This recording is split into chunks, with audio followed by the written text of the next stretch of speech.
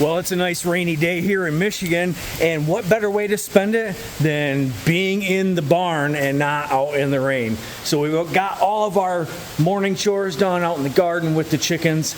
Today, I've got a chore that I've been putting off for months. Let's get into it.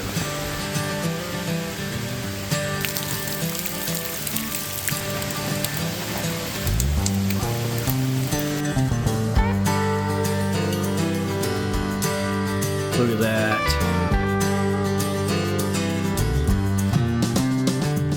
Welcome back to Gagne Farms. I'm Eric, and today we're going to free up some of our freezer space and can up some of our venison round steak. This is something I've been putting off for most of the year. We got a nice rainy day.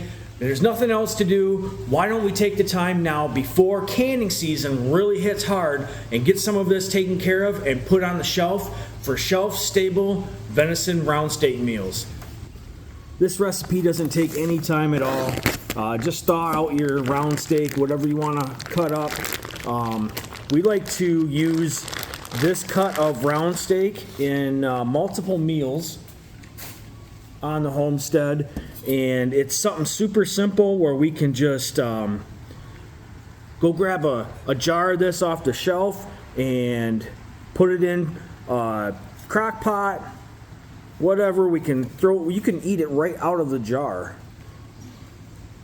So what I do is I just trim this up a little bit, get some of this thick silver skin off.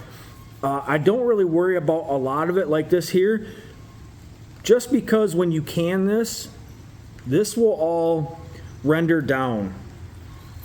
And you can't actually tell there's even any of the silver skin in after it's been canned.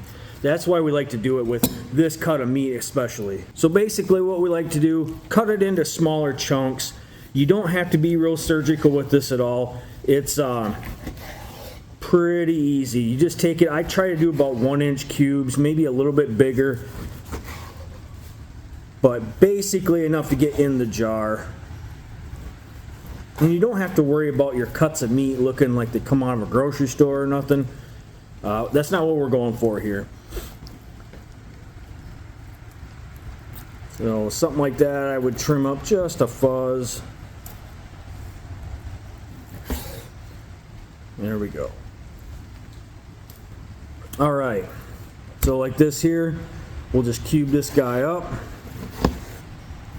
like that.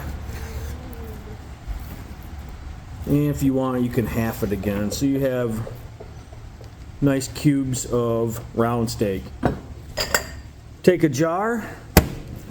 Put the meat in the jar. See how simple this is?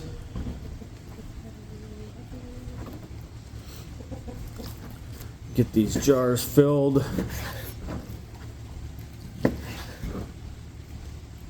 You don't have to do anything else with the meat. Some people will put in some seasonings, maybe some salt. I prefer not to put anything in it. Just because we are on a low sodium diet here, and I don't like to add extra salt. We put any flavoring in the meal that we're going to make, so I don't have a certain dish this is flavored for. We can make multiple dishes out of the same style of meat here. See how fast that is? Now, one thing you do want to do is you want to leave a lot of head space. You want to leave like 1 inch of head space, which is more than you would do typically. So I'm not going to fill that any more than where it's at right there. The reason being, when this starts to render down in the canner, it's going to release a lot of juices, and it almost makes its own gravy or its own stock.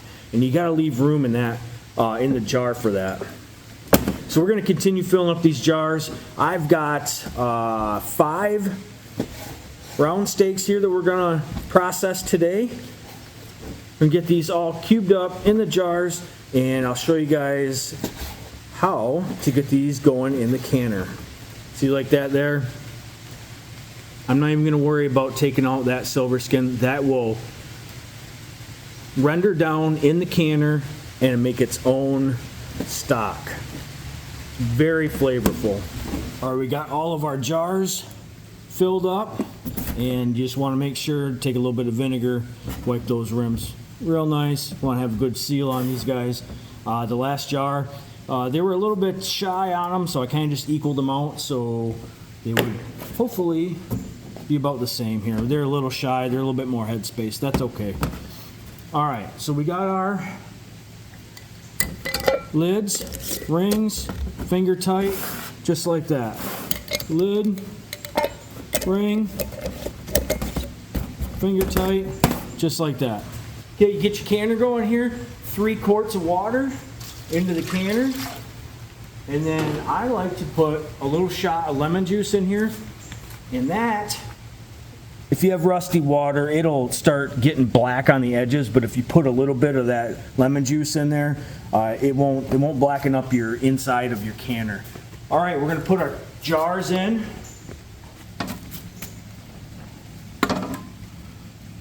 Just like that. See how simple this is? We're gonna double stack, so we got our other separator here. Just put that on. Make sure your separator is in the bottom of your canner as well before you start loading your jars.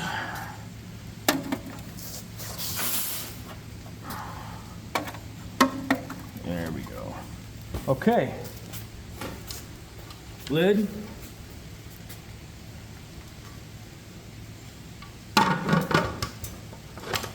Just like that. Make sure that you also have a clean vent here. If this vent gets plugged, your safety plug will pop and it'll make a real loud noise and it'll scare you to death, I'm telling you. So just make sure when you guys are done canning, you make sure and take like a toothpick in that vent when you're washing your lid out. Okay, we're gonna get the fire going and get this thing up to a boil.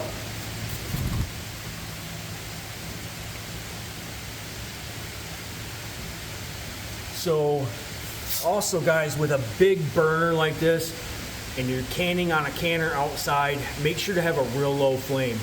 This burner will throw out so many BTUs that it can actually damage your canner. I've canned on this for years and years, no problem. Just keep your flame real low, have some patience, it's not a race, okay?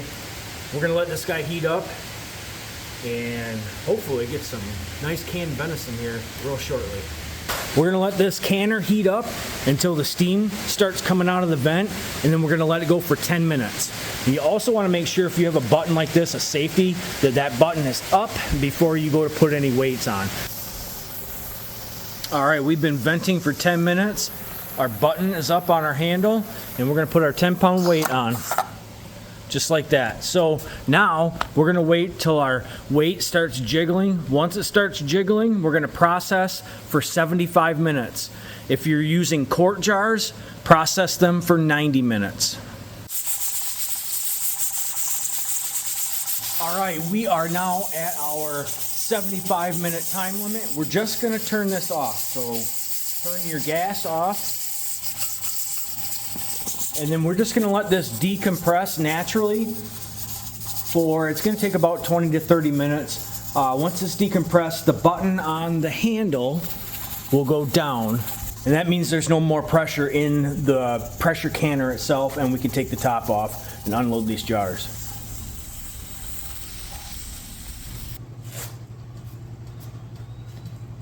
Our canner is depressurized. We're gonna remove the weight. Set it aside. We're gonna pop this lid. And watch out, because it's gonna be steamy. Set that off the side. Oh boy, I can smell this already, guys. Whew. We're gonna take the one glove off. Check this out. We're gonna start pulling these guys. Look at that. Get these guys all pulled, and we are gonna set these and let them just cool down naturally. I'm not even gonna do anything with these until tomorrow. Would you look at that? Look at that.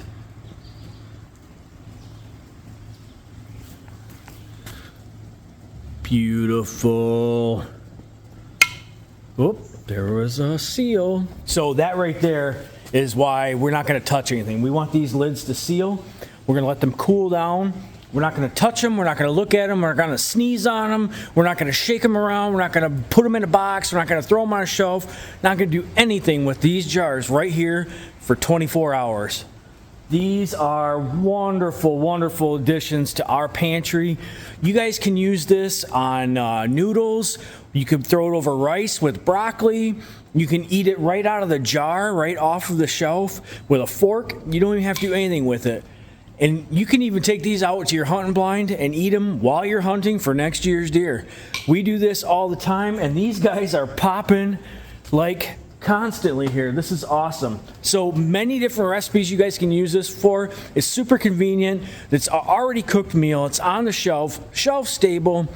Run down, grab yourself a jar of this, and eat some wonderful venison that is one of the leanest, most best cuts of meat you'll ever get. If you guys want some awesome recipe ideas to use this venison, check this video out right here. We'll catch you guys on the next one.